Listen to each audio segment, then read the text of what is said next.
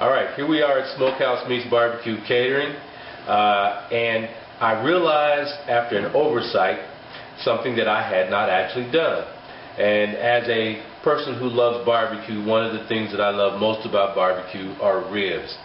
So today I'm going to do a quick lesson on how I do ribs, which I think is a pretty good way. I've gotten good comments, good reviews on my ribs, so I think it's a proven method that I'm going to show you today.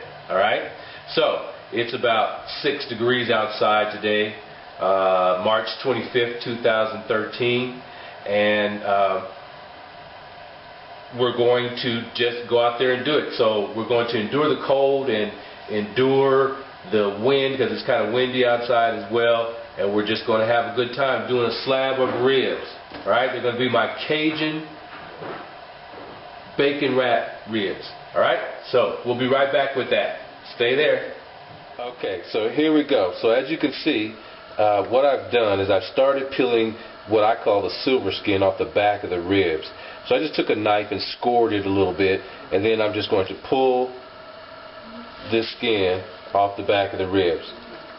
Okay, some people do that and some people don't, but I believe that in order to season your ribs thoroughly, you need to go in and you need to season the back of them by pulling off this silver skin that you see that I'm pulling off here. It's pretty easy once you score it. All you got to do is start pulling it, and it'll give you the natural pattern of where it will tear and rip off. Okay? Alright, so what we have now that we've removed that silver skin from the back of the ribs, as you can see, it looks a lot cleaner. You can see that it actually is removed, and you can tell because it's a different look in itself. What we're going to do now is we're going to trim this down to what we call a St. Louis style rib, okay? And a St. Louis style rib trims basically the brisket off of the actual ribs. So the way I do this is I kind of bend the meat a little bit so I can get an idea of where the bones are, just like that. Okay, so I'll turn it like this, and once I find out, if you take a look, the meat folds naturally about in that place. I'll take my knife and I'll go right down what I think is the basic part, or the St. Louis style rib. Now you got to have a pretty sharp knife for this as well, and you got to watch your fingers. But as you go through this, okay, you're going to score it just like that. Okay. I don't think I could have asked for a more perfect cut. So this is now what is considered your rib tips. Okay. So when you actually slice or cut your ribs, now you have a different form. Your ribs look like this. This is what's called a St. Louis cut style of ribs. And these are the rib tips now. Okay. So one more thing we're going to do to trim off. We're going to take this and we're going to trim off just the last piece from the ribs, okay, which is I use for seasoning meat and doing other things. Okay, but now take a look at that. That's a pretty good diagram of what a St. Louis cut style rib should look like. All right.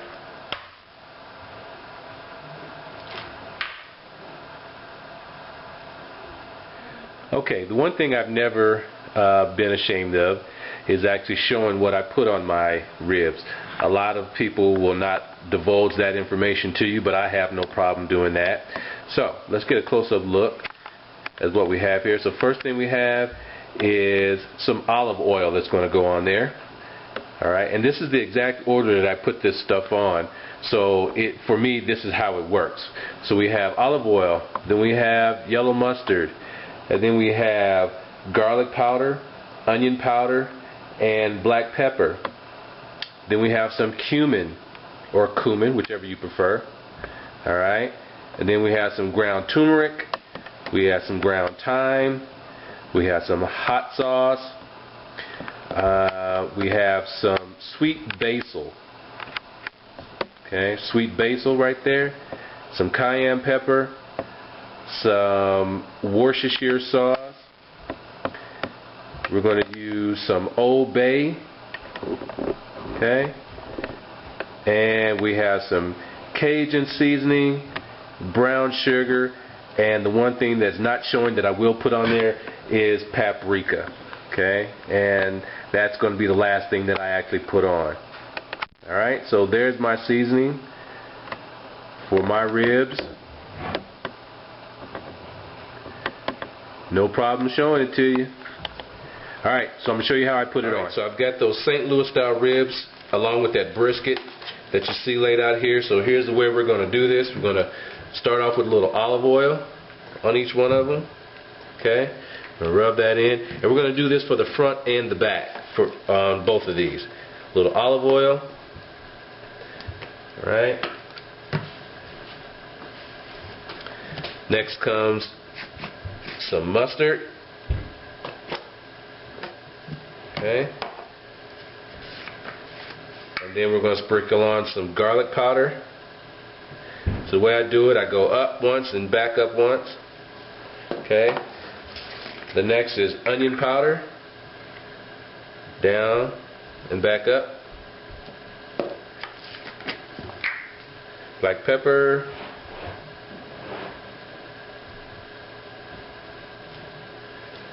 Okay. We're going to go into some ground cumin. And actually, I don't have this open, so let's just go ahead and open that. As you can see, it's a fresh container. Sorry about that. That's what happens in life, though. Alright. Get some ground cumin on there. This smoky, smells good. I love the smell of this stuff. Okay. Now we're going to go with some turmeric.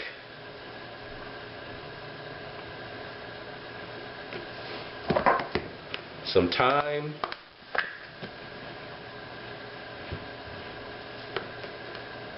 Alright. Some hot sauce.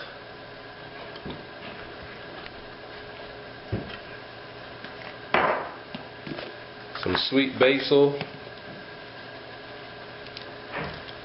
Now the only reason I'm showing this in real time and all these ingredients so you can see about how much that I add. This is some little cayenne pepper for some heat. Okay, I'm going to add some Worcestershire sauce.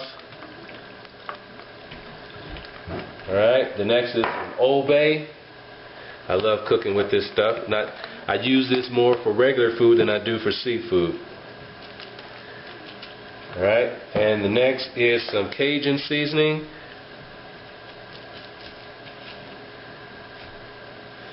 Alright, now what we're going to do is give it some brown sugar.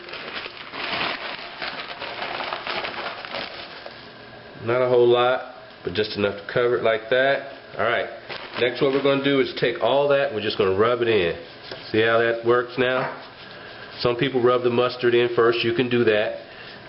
Okay, but what we're basically doing is giving it a base to have something that the rest of the seasoning can actually stick to.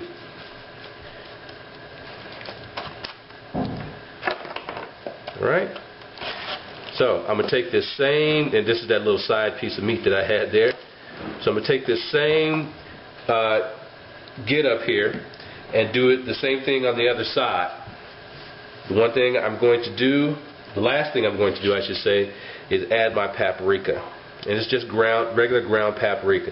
You can use any kind you want, smoked or whatever you want, but this is just regular ground paprika.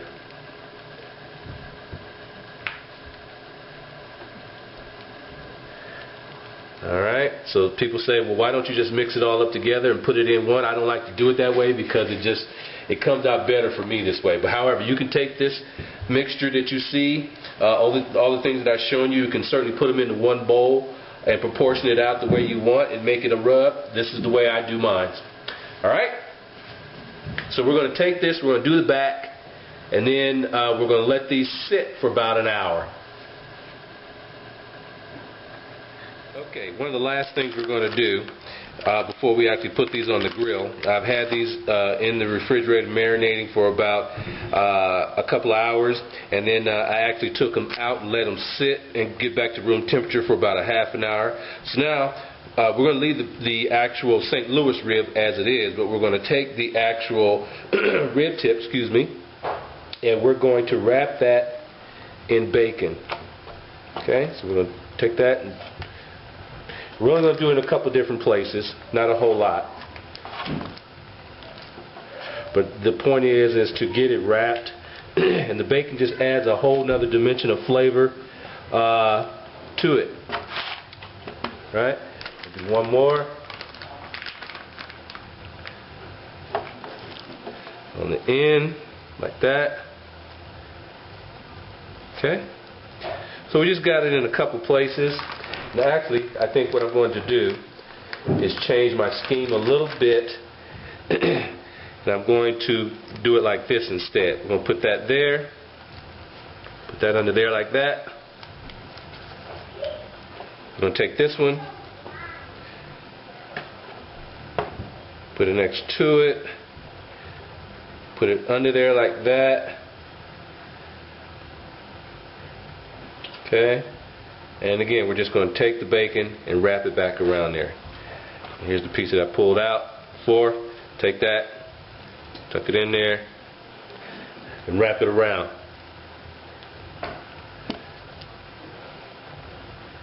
Alright, so we're going to take these next. Our next venture is out to the actual smoker. We're going to get these on the smoker. Alright, the last thing we're going to do is get these bad boys on the grill. And actually what we're going to do is smoke them for several hours. So I'm going to take them and put them in my smoker that you see here.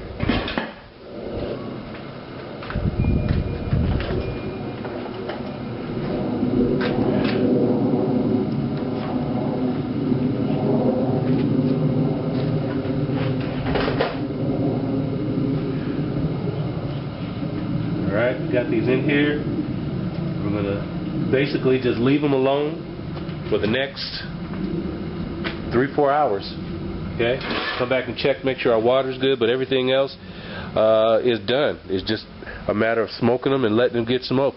And in this case, when you smoke them like this, you don't really have to come out and bother them or turn them or anything. Just let them smoke and they'll get done.